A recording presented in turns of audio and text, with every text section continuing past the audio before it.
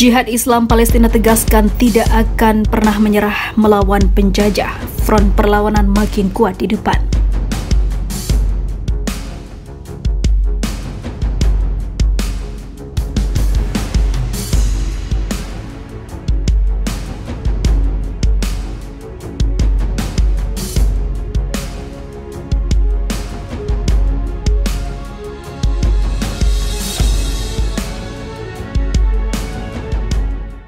Sheikh Nafez Azam, anggota Biro Politik Jihad Islam Palestina, menyatakan bahwa peningkatan operasi mati syahid di tepi barat menunjukkan bahwa bangsa Palestina tidak akan pernah menyerah menghadapi tekanan penjajah, meskipun mereka dibackingi oleh kekuatan barat hingga Amerika yang katanya superpower. Selama beberapa bulan terakhir, serangan pasukan perlawanan Palestina terhadap posisi militer Zionis di tepi barat telah meningkat sedemikian rupa sehingga para pemimpin politik serta lembaga militer dan juga keamanan Israel menyatakan ketidakmampuan mereka untuk menanganinya. Sheikh Nafez Azam pada hari Minggu mengatakan perlawanan di tepi barat merupakan aksi yang wajar dan sejalan dengan sejarah perjuangan Palestina, serta menegaskan bahwa bangsa Palestina tidak akan mengkompromikan hak dan prinsip-prinsip luhur, serta akan membalas setiap serangan yang diluncurkan dari Israel tanpa menyerah sekalipun. Bangsa Palestina berpegang teguh pada haknya dan akan melanjutkan perjuangan dan jihadnya. Itikad bangsa kita lebih kuat dan akan menang, ujar Sheikh Azam.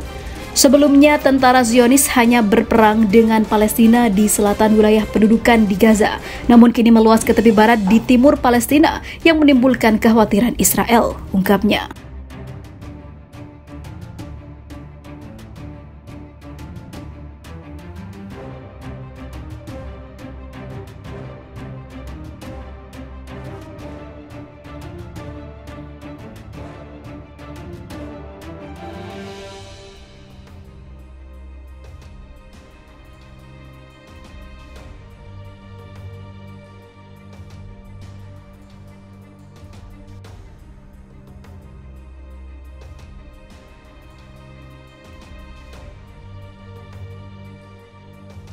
Aksi kejahatan Israel dan kabinetnya gagal hancurkan Gaza malah kena azab mengerikan ini.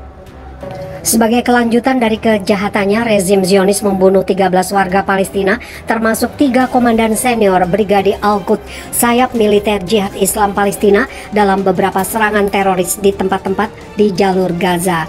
Dari 13 orang yang gugur syahid dalam kejahatan oleh rezim Zionis, 4 anak dan 6 perempuan, serta 3 komandan Jihad Islam Palestina.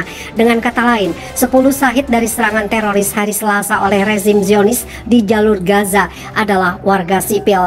Untuk alasan ini, Kamar Gabungan Kelompok Perlawanan Palestina dalam sebuah pernyataan menyebut tindakan rezim pendudukan hari Selasa sebagai kejahatan pengecut. Kejahatan hari Selasa dilakukan oleh rezim Zionis bekerja sama dengan tentara dan dinas keamanan internal rezim ini, Sabak, menggunakan 40 jet tempur di jalur Gaza. Rezim Zionis mengklaim bahwa para komandan yang dibunuh hari Selasa sebelumnya telah memerintahkan serangan roket ke Israel. Kejahatan dilakukan dalam situasi di mana wilayah pendudukan telah menyaksikan demonstrasi ratusan ribu orang terhadap Benyamin Netanyahu dan kabinetnya selama 18 minggu. Sementara itu, kejahatan ini dilakukan dalam situasi di mana di dalam kabinet Israel terungkap perselisihan antara Netanyahu dan Ben Gvir, Menteri Keamanan Dalam Negeri kabinetnya. Ben Gvir percaya bahwa kabinet Israel menunjukkan reaksi yang lemah terhadap Gaza, karena alasan itu mereka menolak untuk berpartisipasi dalam rapat kabinet. Situs berita Al-Arabi Al-Jadid menulis serangan hari ini Selasa oleh Zionis di jalur Gaza, di mana Ben Gvir mengesampingkan perbedaannya dengan Netanyahu.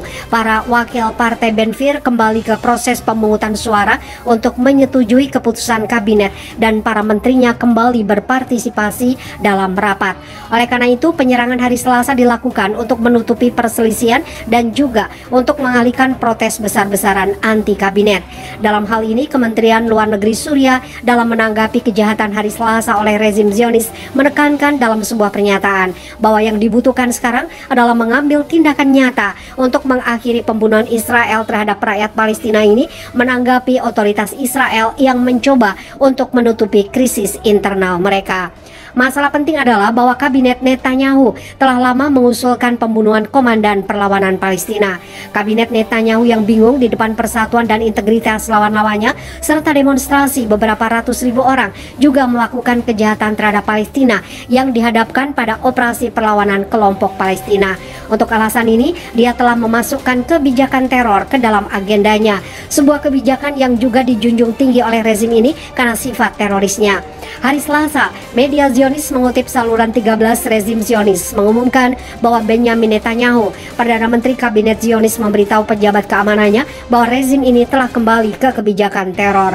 Namun reaksi tokoh dan kelompok Palestina menunjukkan bahwa mereka bukan hanya tidak takut dengan pendekatan teroris rezim Zionis, tapi pendekatan ini akan meningkatkan tekad mereka untuk menghadapi rezim ini.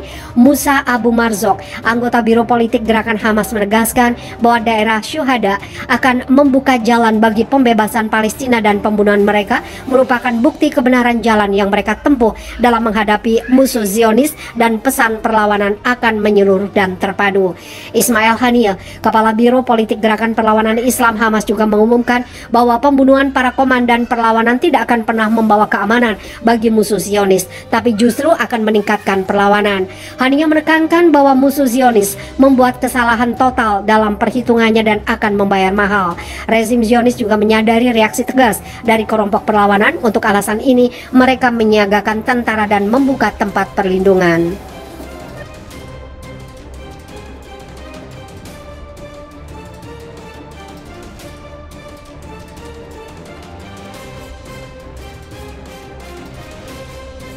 Serta akan membalas setiap serangan yang diluncurkan dari Israel tanpa menyerah sekalipun.